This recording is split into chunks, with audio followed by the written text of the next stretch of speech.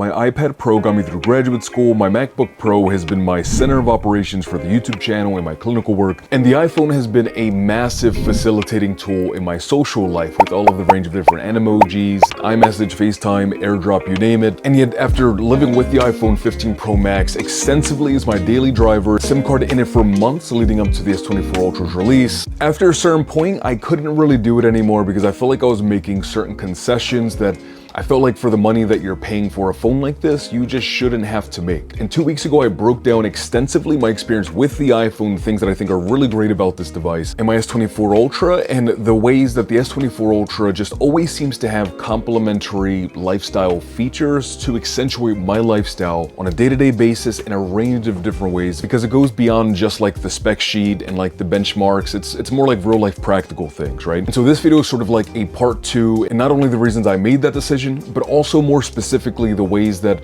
if you were in a similar situation like I was, if you're going from an iPhone and you're kind of disappointed, or even if you're bored and looking at making the jump, the ways that you can make that transition from here to here as seamless and as painlessly as possible. If you're new here, my name is Dave and I do tech. Now, first things first for you guys, to make this process super easy and painless, go to switch to Android.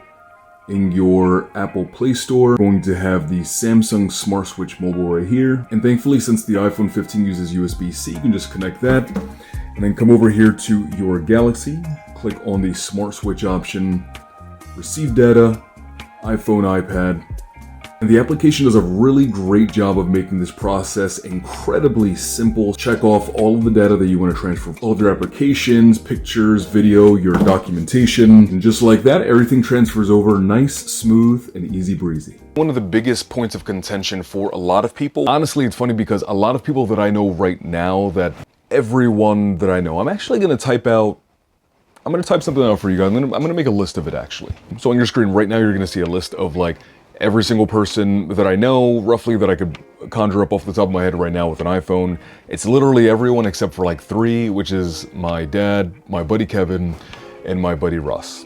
But literally everyone else has an iPhone. And all of those people that do have an iPhone, I've heard them complain about iCloud, the limited storage, and the problems that they have with that.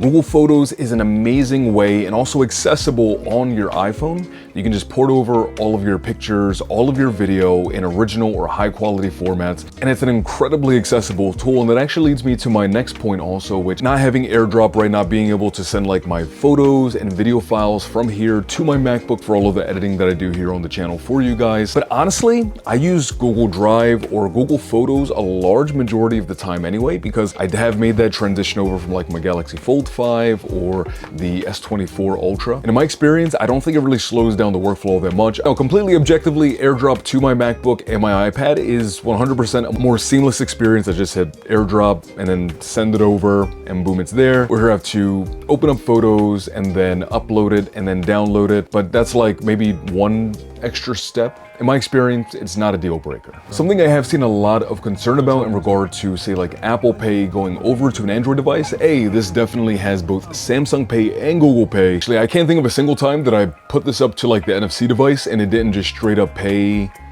flawlessly. Literally every single time I've gone, boop, it's paid. Also, if you were like me and you absolutely despise the fact that on iPhone you had to keep on accessing second and third page of your keyboard to access certain things like a period or a comma, what's great is that on the 24 Ultra and the 23 Ultra and the 22 and the 21 and the Galaxies and basically every Android device, you can customize it so you have access to numbers and all of the additional symbols and commas and periods on the front page. If you want to be free from keyboard jail, you can do that over here.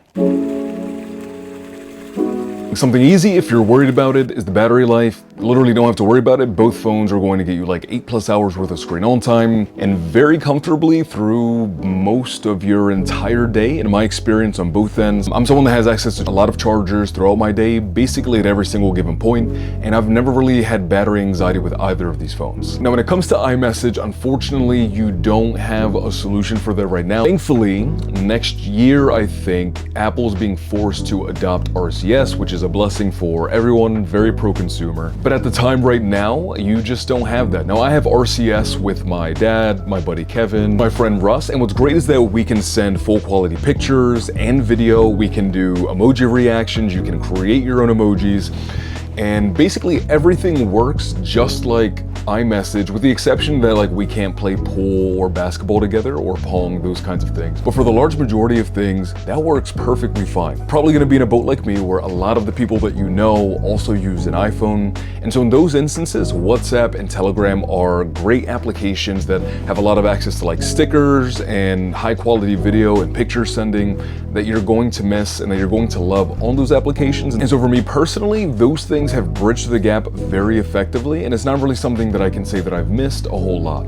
Being able to send videos to like my fiance and Animoji or like my family was really fun. I can't lie about that. And like playing the pool and basketball and stuff was super fun. But as a whole, I don't think it's that big of a deal, and Telegram and WhatsApp for me are great ways to bridge that gap, to still have that sort of like iMessage connection with your significant others or friends. I think that nowadays the camera is something that is on people's minds a lot, especially when they're buying a new phone. And I know for a lot of people that I talk to, that everyone just sort of seems to assume that iPhones are better when it comes to the cameras and picture and video. And so if you're worried about that coming over to say like the 23 Ultra or the 24 Ultra, I can say that without a doubt, you're getting an exceptional camera system here. You're getting a camera system that, for starters, and right off the bat, has far superior zoom capabilities than the iPhone 15 Pro Max, 14 Pro Max, and obviously goes without saying all of the other ones before it. Significantly so when you are taking those 200 megapixel photos, especially compared to like the 50 megapixel RAW here on the 15 Pro Max. The 200 megapixels retain way more detail throughout the entire image, especially when you zoom in, than the 50 megapixels does. Is everyone going to need that? No, but I think it's something that if you're worried about the cameras, you really have nothing to worry about, because both are exceptional. You are getting great pictures and video on the iPhone, but you're also getting an exceptional camera system on the 24 Ultra, and shoot, even the 23 Ultra. The one caveat to that is that although you are getting 8K 30 FPS video on the S24 Ultra, which looks absolutely amazing, the detail there is incredible, I will say that I do prefer the log format video that you get here on the iPhone 15 Pro Max. The way that you can manipulate the colors and the way that it captures the scene looks way more, at least to me in my opinion, like that of a DSLR camera. And that's something you're not getting on the Galaxy S24 Ultra. Is everyone going to need that? No. Are most people using their phones and cameras for like professional things? No. Are you more than likely just using it to send pictures of your dog and your kids and like funny moments to your family and your friends and posting it on social media? Yes. And so in that instance, I would say most people aren't even going to need the log format. Most people aren't going to know how to grade the log format to begin with. And so if you're looking for a great camera system, this has that in spades. And now at this point, right, you bridge the gap with like your Google Photos, your Telegram, your Facebook Messenger, WhatsApp, you choose, you decide. Google Pay is taken care of, your keyboard is better, and then you sort of look at the other in-ecosystem things, right? For example, when I'm communicating with like my dad, Kevin, and Russ, for example, I have that quick share option, which works just as quickly and efficiently as AirDrop does. And then say, for example, in like a clinical session with my clientele, if I forget my paperwork, which has happened before, I can slide out the S Pen, use my phone as a signing pad for like the confidentiality paperwork, for the encounter form and things like that. That's something that I can't do on the iPhone. Something else I can't do on the iPhone is after a session, for example, pull out the voice recorder so that way I can keep track of the different types of topics and trauma and history that we discussed in session. The Galaxy S24 Ultra and the 23 Ultra and my Galaxy Fold 5 for that matter, thanks to the recent UI 6.1 update, to contextually break down the information that I discussed in session and break it down into bullet points and sections. And that is flat out something that I don't have access to on the iPhone 15 Pro Max. That way, this accentuates my lifestyle, and that way more also. When I'm in the web browser and I see like a article pop up, but I don't feel like taking the time to read through everything, the AI will break down and summarize in either like a standard format or a detailed format about what the heck the article is about. And those are all things that on a day-to-day basis just accentuate your lifestyle, basically no matter what it is that you're doing. And again, every single time that I picked up my iPhone 15 Pro Max, although it was a great device, and although I love the iMessage and the Animojis and being able to play pool with my sister or my fiance or my mom, the iPhone really only accentuated my lifestyle in the specific ways that Apple cared to bother with, or the way that Apple wanted me to.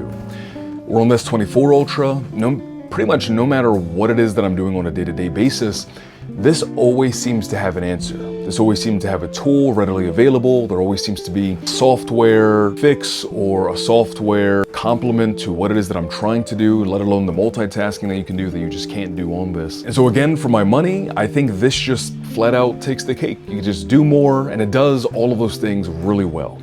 Now, I will say, let me know in the comment section if there's anything here that I missed in terms of like bridging the gap that you were wondering about. I will absolutely answer everything that I can. Let me know in the comment section if you guys are going from the iPhone 15 Pro Max to the 24 Ultra, or if you're looking at like a different iPhone and moving over to, if not this device, another Android device. I'm always interested, and it helps inform me about what you guys in the community are looking for, what your perspectives are, and things like that. So thank you guys so much again for stopping by and hanging out. I wish you a fantastic remainder of your day, afternoon, or night, depending on the time it is you are watching this. And as always, peace, love, and adios. Bye guys, and have a great day.